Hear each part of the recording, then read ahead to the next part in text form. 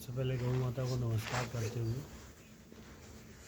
हम गौ नमस्कार मंत्र का उच्चारण करेंगे।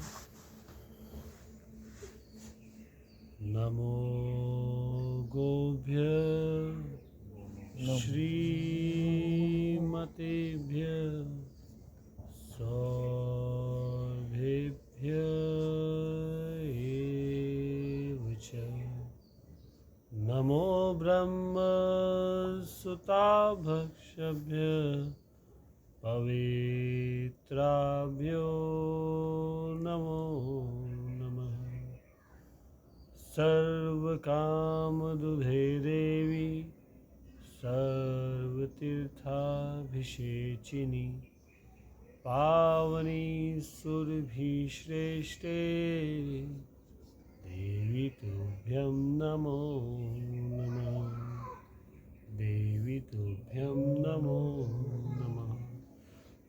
जैसा कि इस गौ नमस्कार मंत्र में हमने सुना और समझा, नमो गोभ्य, ऐसी गौ माता को नमस्कार है।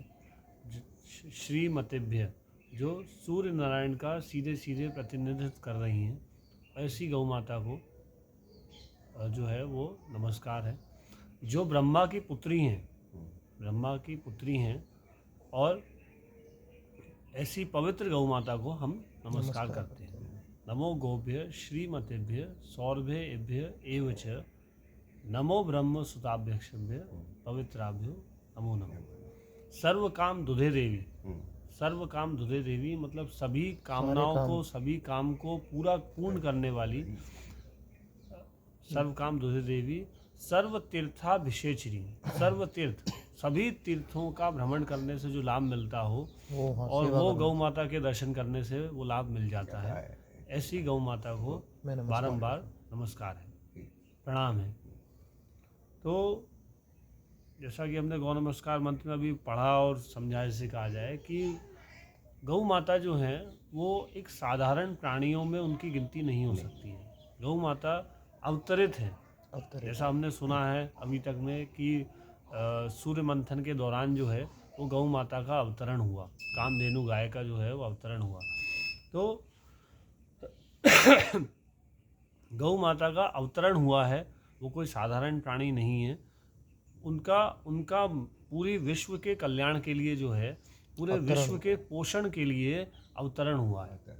अब ये एक आध्यात्मिक पहलू है जिसको हम और आप जो है मिलकर के इस विषय को जो है, इस आध्यात्मिक पहलू को आज के साइंटिफिक पटल जो, क्योंकि जिसके बगैर हमारे दिमाग में कोई बात घुसती नहीं है, मुश्किल इस बात की है, तो साइंटिफिक पटल पे हम किस तरीके से उस बात को एक तरीके से साबित करें, प्रूफ करें, उस विषय पर हम लोग जो है वो काम करने के लिए यहाँ पर बैठे हुए हैं। ठीक है ना। तो गौ माता, गौ माँ को गौ माँ कहने का एक दूसरा कारण ये भी है, इसे कहा जाए कि माँ शब्द की उत्पत्ति ही गाय के बछड़े से हुई। क्योंकि बाकी सभी जीव जंतुओं के बच्चे जो हैं जब जन्म लेते हैं तो अलग अलग तरह की अपनी अपनी भाषा में आवाज़ निकालते हैं, लेकिन गौ माता का बच्चा जो है, जो गाय का बछड़ा जब जन्म लेता है तो सबसे पहले वो जो आवाज़ निकालता है माँ। तो ये माँ शब्द जो मनुष्यों के लिए भी निकला, इसे कहा जाए तो माँ शब्द का जो है वो गाय के बछड़े की आवाज़ से ही जो है वो निकला हुआ है। इसीलिए गौ माता को माता माना गया। और इसके उपरांत भी कई सारी बातें, जैसे गौ माता से मिलने वाले पंचगव्य, 5 गव्य जो हैं, दूध, दूध, गौमूत्र, गोबर, गौमूत्र और दूध जो है ये मूलतः 3 गव्य हैं। नहीं तुम्हें नहीं, तो दूध, गोबर और गौमूत्र जो हैं ये 3 गव्य जो हैं ये मूलतः गौ माता से मिलते हैं। और दूध को प्रोसेस करके जो है हम छाछ और घी जो है वो बनाते हैं। ठीक है बात। एक मिनट रोकिएगा। हाँ,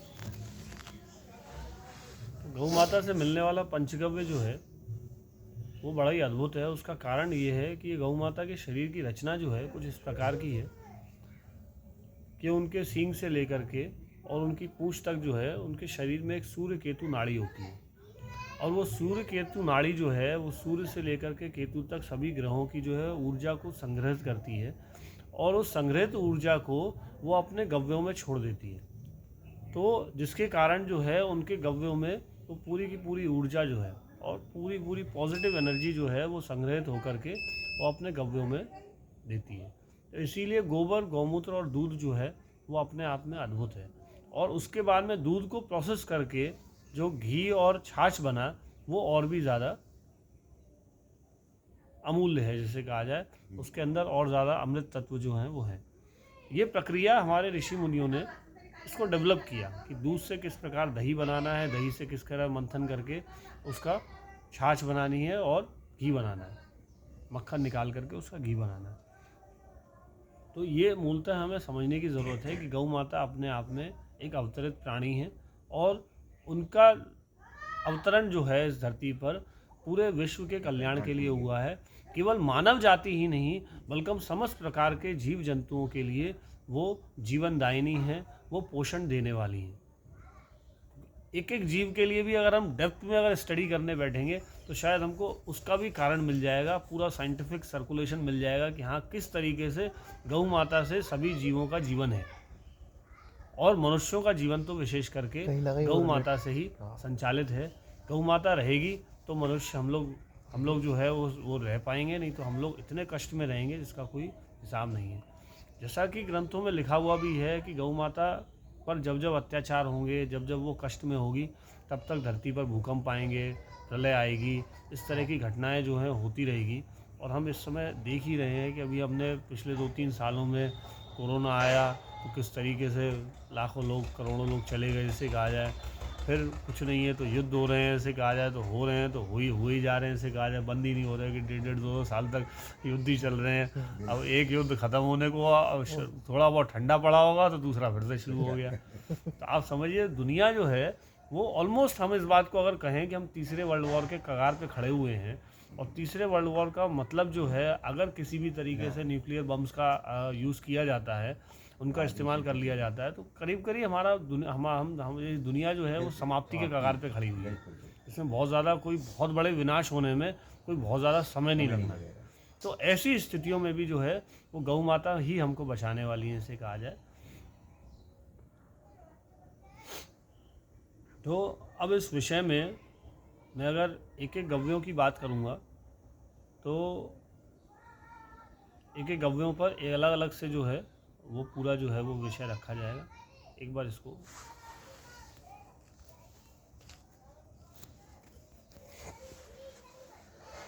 भैया, जैसे कि हमारे अध्यात्म में, हिंदू धर्म में, हिंदू राष्ट्र में गौ माता को माता बोला जाता है, तो ऐसा क्यों कहा जाता है? गौ माता को माता हम लोग क्यों मानते हैं? बिल्कुल ठीक बात है। देखिए, गौ माता को, गाय को ही माता का दर्जा क्यों मिला जीव जंतुओं में, तो वो एक बड़ा विषय जिसे कहा जाए। इस वजह से मिला क्योंकि सबसे पहले तो गाय से मिलने वाले 5 गव्य जो हैं, जो जिसको हम पंचगव्य की बात कर रहे हैं अभी इस समय, तो पंचगव्य जो है वो 5 गव्य, अलग अलग गव्य जो है हमारे पंच तत्वों से जो बना हुआ शरीर है। जैसा कि हम सभी जानते हैं कि हमारा शरीर 5 तत्वों से बना हुआ है। मिट्टी, जल, वायु, अग्नि, आकाश। ठीक है। तो इन 5 तत्वों का जो है प्रतिनिधित्व जो है ये पंचगव्य जो है वो करता है। जैसे गोबर जो है वो पृथ्वी तत्व का प्रतिनिधित्व करता है, गौमूत्र जो है वो वायु तत्व का प्रतिनिधित्व करता है, दूध जल तत्व को प्रतिनिधित्व करता है, और इसके अलावा जो है छाछ जो है वो आकाशीय तत्व को, और घी जो है वो अग्नि तत्व को जो है वो प्रतिनिधित्व जो है वो करता है। जैसा कि मैंने आपको बताया सूर्य केतु नाड़ी, तो सूर्य केतु नाड़ी जो गौ माता के शरीर में जो है उससे वो सभी ग्रहों की ऊर्जा को संग्रहित करके अपने गव्यों में छोड़ रही है। ये एक बड़ी इंपॉर्टेंस है जिसे कहा जाए।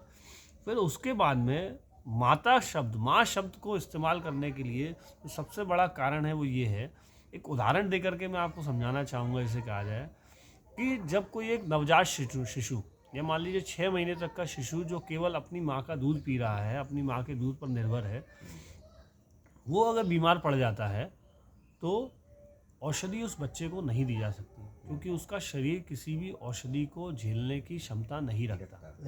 ठीक है। तो औषधि जो है उस बच्चे की माँ को दी जाती है, और माँ जो है उस बच्चे को अपने दूध से जो है, जो उस माँ का दूध जो है उसके जो है वो पोषित करती बच्चे को वो औषधि पहुँचाती है। ठीक है बात को।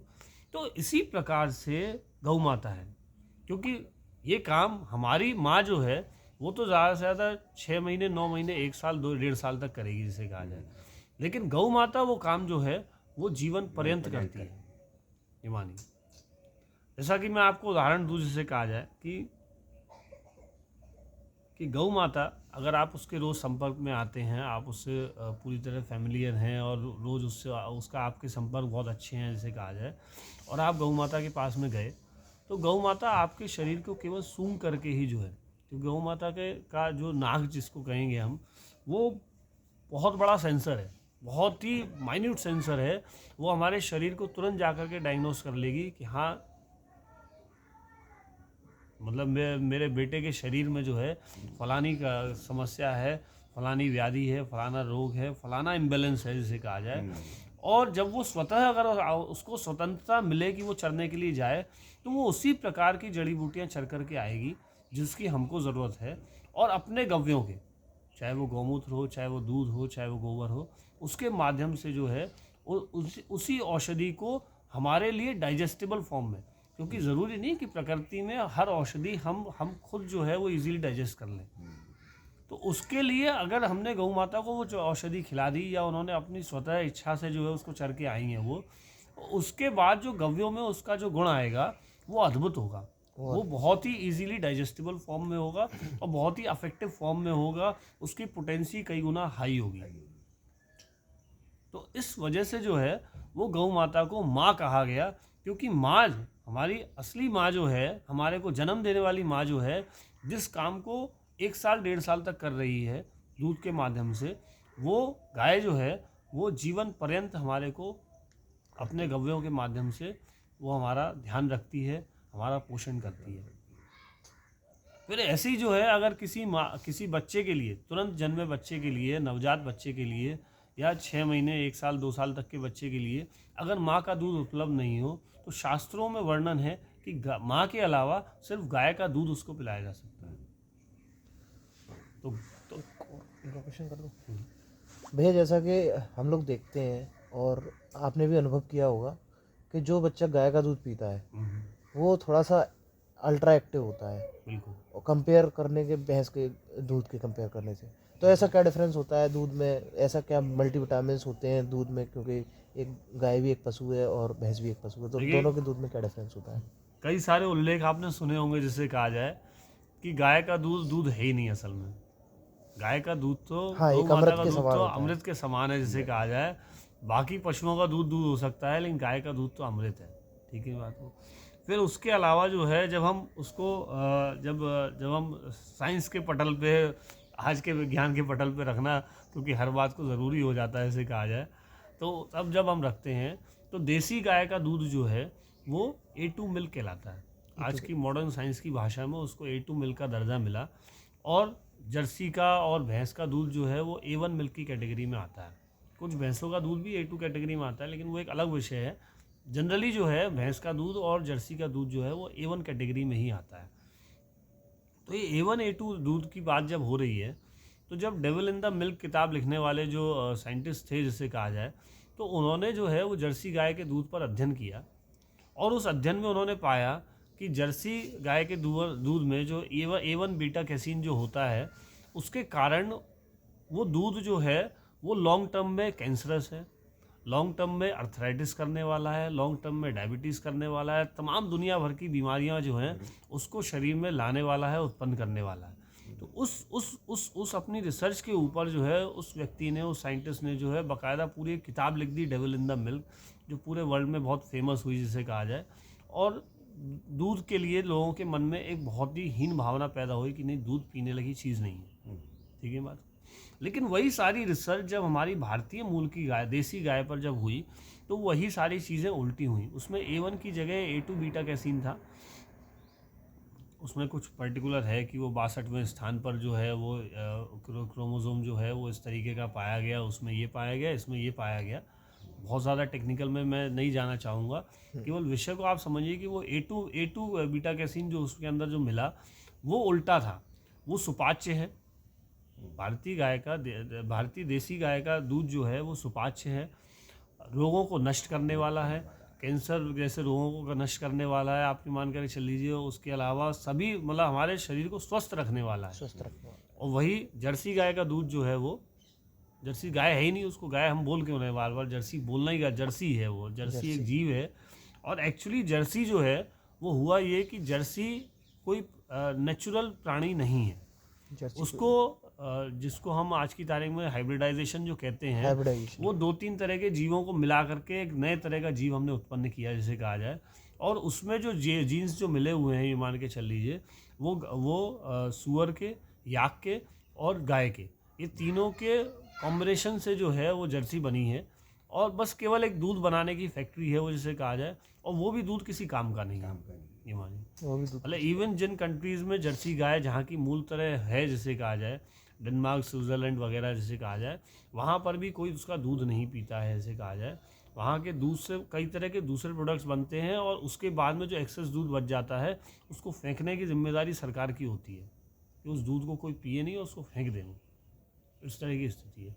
तो इसीलिए मैं समझता हूँ कि भाई जो विषय आपने कहा कि भाई देसी गाय का ही दूध क्यों, और देसी गाय का दूध पीने वाले बच्चे जो हैं वो इतने एक्टिव क्यों हैं, और कंपेयर टू कि भाई भैंस का दूध पीने वाले बच्चे। आप एक भैंस को देख लीजिए, भैंस जो है वो अपने आप में सुस्त प्राणी है, हाँ, गंदगी पसंद करने वाली प्राणी गंदगी है। पसंद करने वाली। ठीक है, बात को हर समय जब भी आप उसको कीचड़ के आगे छोड़ दीजिए तुरंत बैठ जाएगी। जबकि गाय 48 घंटे तक मैंने खड़ी देखी जिसे कहा जाए, अगर उसको सूखी जगह नहीं मिल रही है, स्वच्छ जगह, साफ़ सुथरी जगह नहीं मिल रही है, बैठेगी नहीं। नहीं भैया, बिल्कुल सही बात है। तो इसीलिए मतलब हमें अपनी अगली पीढ़ियों को सुधारना है, तो कहीं ना कहीं देसी गाय का दूध भी पिलाना पड़ेगा, और देसी गाय गौ माता के सानिध्य में भी उन सबको लेकर के आना पड़ेगा। बिल्कुल सही बात है।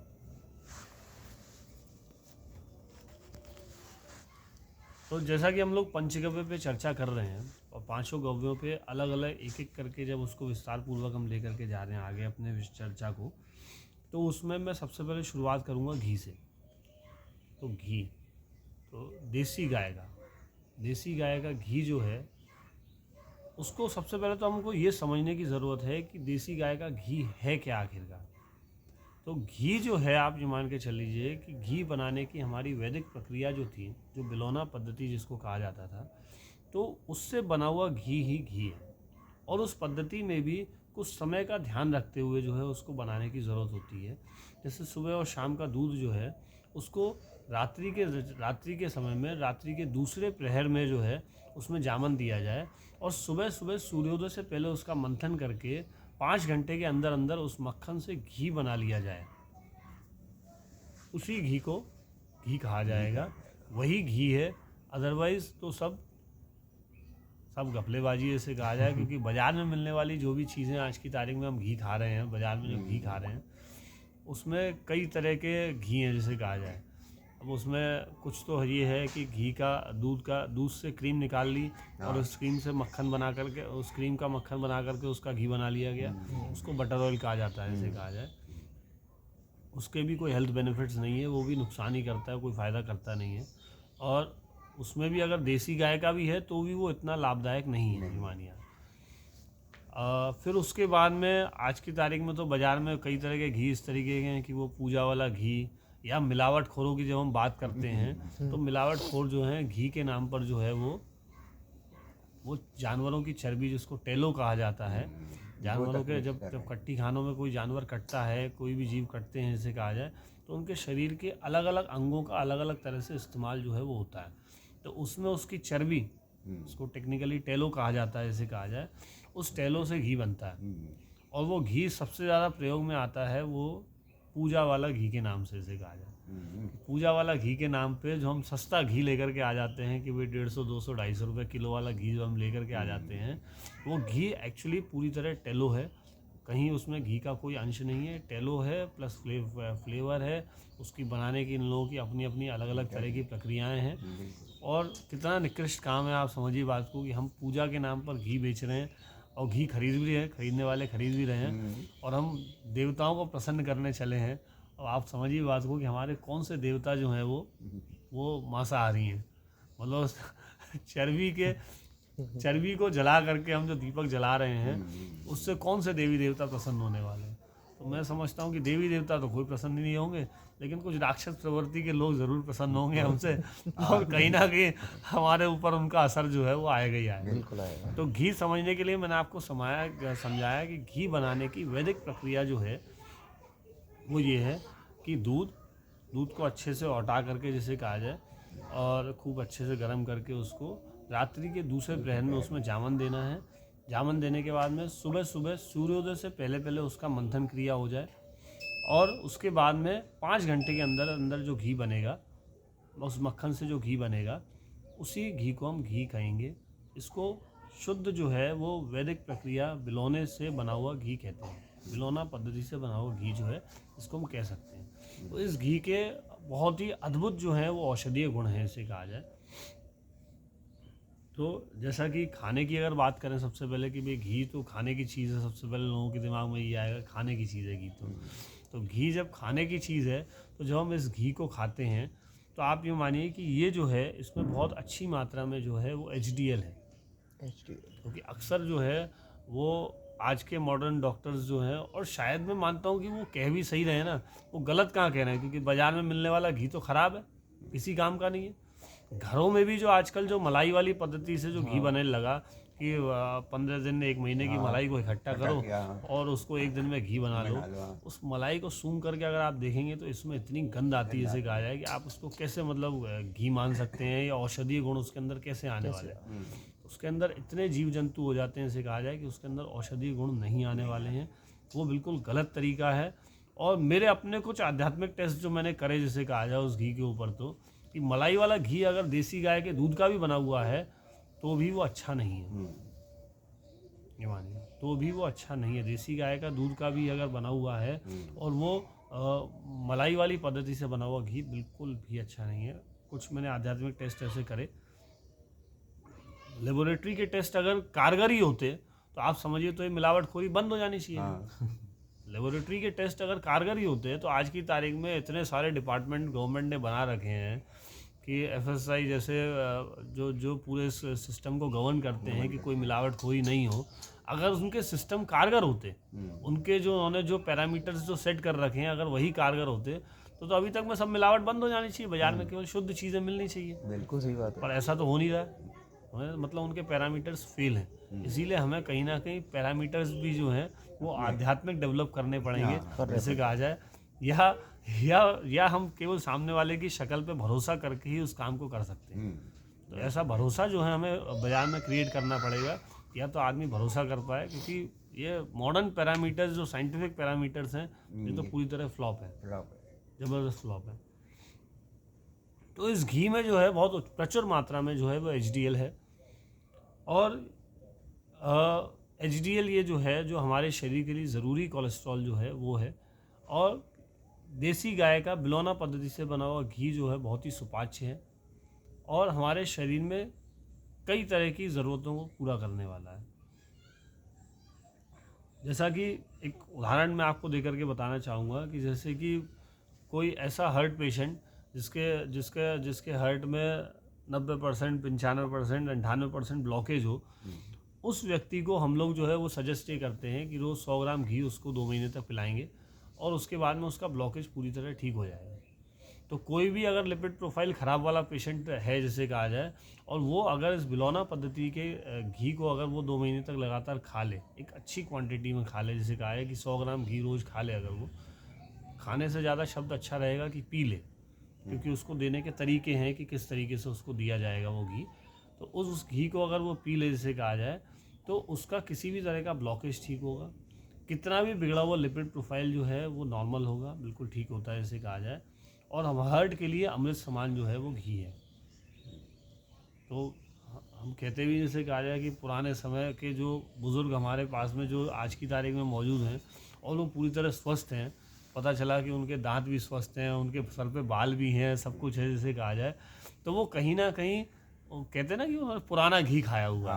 तो पुराना घी का तात्पर्य वही था कि उन्होंने शुद्ध जो है वो बिलौना पद्धति से बना हुआ घी, अपने घर में बना हुआ ताज़ा घी जो है उसको खाया है, तो इसीलिए वो स्वस्थ हैं, मानिए।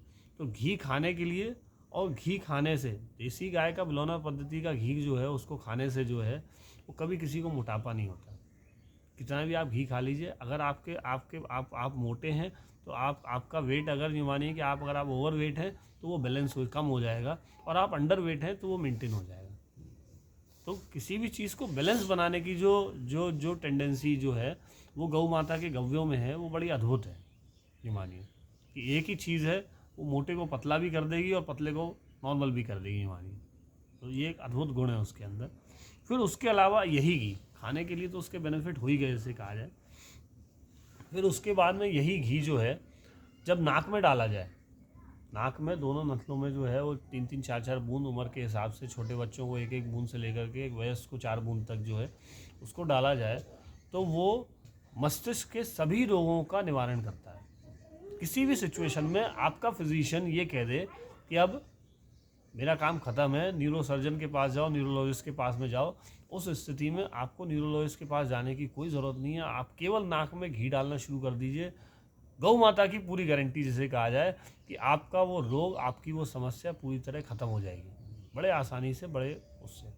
मैं अगर लिस्टिंग करूँ कि भाई क्या क्या रोग जो हैं वो इससे ठीक होने वाले हैं, तो आप ये मान के चल लीजिए, सबसे पहले नींद ना आना, जो कि एक बहुत बड़ी भारी समस्या हो चुकी है हम सबके साथ में, कि नींद ना आना जो है वो एक बड़ी समस्या हो चुकी है। और नींद ना आने की वजह से, समय पर नींद ना आने की, प्रॉपर नींद नहीं लेने की वजह से हम कई सारे रोगों से अनजाने में ग्रसित हो रहे हैं, मान के चलिए। डिप्रेशन जैसे भयंकर रोग जो हैं उनसे ग्रसित हो रहे हैं से कहा जाए, और हमको पता भी नहीं चल रहा है कि हमको इतना बड़ा रोग लग गया, कब लग गया, कैसे लग गया। तो उसके लिए जो है वो सबसे पहली बात तो नाक में डला हुआ घी जो है आपको बहुत अच्छी साउंड स्लीप देगा जिसे कहा जाए, आपको नींद पूरी आएगी जिसे कहा जाए। और जिन लोगों को नींद बहुत ज़्यादा आती है, आलस रहता है, उनको भी आलस इसी वजह से रहता है कि जब नींद ही पूरी नहीं होगी, जब हम कच्ची नींद में सोएंगे तो हम आलस में ही रहेंगे पूरे दिन। तो जिसको बहुत ज़्यादा नींद आती है उसके लिए बैलेंस करेगा, जिसको बहुत कम नींद आती है उसके लिए भी वो नींद प्रॉपर दिलाएगा अच्छी साउंड से। तो इसके साथ साथ जो है, जैसा कि मैंने आपसे कहा कि नींद ना आने से लेकर के, एंजाइटी से लेकर के, डिप्रेशन तक जितने भी समस्या हैं उन सब में ये काम करता है। फिर उसके बाद में माइग्रेन का दर्द, साइनसाइटिस की समस्या, पार्किंसन जो हाथ कांपने की जो समस्या है उसमें, अल्जाइमर, इस तरह की सभी रोगों में जो है ये नाक में डला हुआ घी जो है पूरी जिम्मेदारी के साथ में उन समस्याओं को ठीक करता है। बस डालने वाले को इस बात का पेशेंस रखना होगा कि कंटिन्यूसली जो उसको ड्यूरेशन बताई जाए उतने टाइम तक वो नाक में घी डाले, ठीक है ना।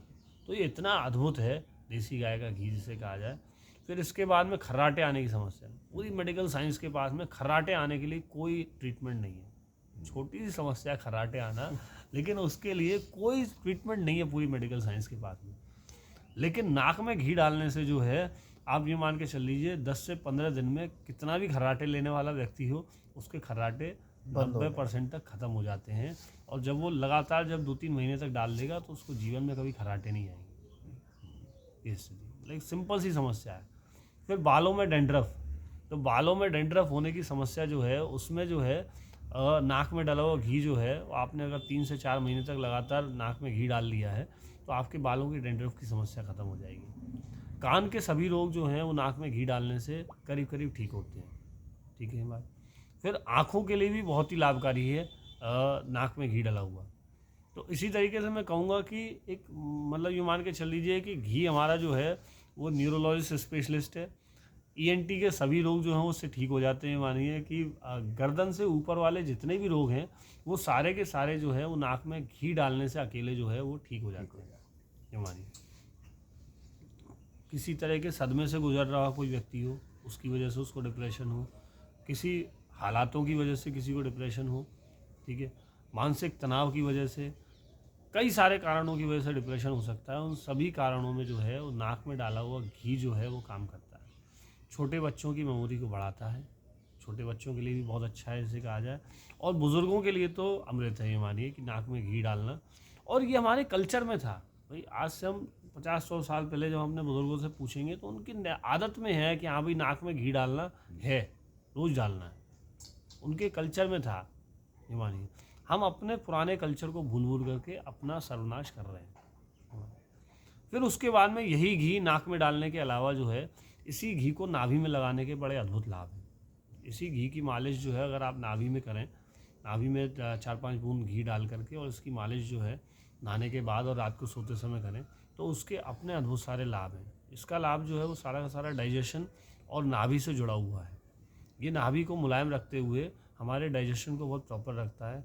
इस तरीके से गैस, एसिडिटी से लेकर के कई सारी समस्याएं जो डाइजेशन से जुड़ी हुई हैं वो नाभि में घी लगाने मात्र से जो है वो ठीक हो जाती है।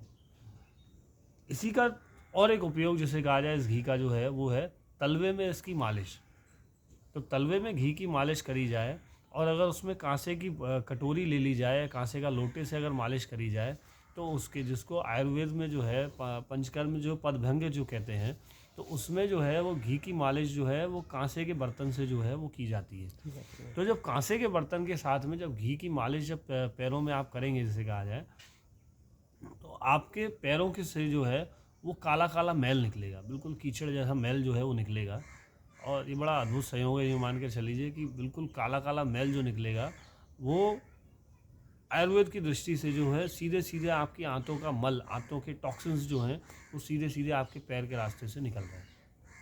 क्योंकि पैर हमारे शरीर के पूरे रिसेप्टर हैं। पैर से हमारा पूरा शरीर जो है वो पूरे इंटरनली कनेक्टेड है। जैसे कहा जाए आप ये मान के चल लीजिए आप कई देर तक पैर को अपने जो है वो किसी भी तरह की घास पर, आपने दूब घास पे चलाया है तो दूब घास के गुण आपके शरीर में आएंगे।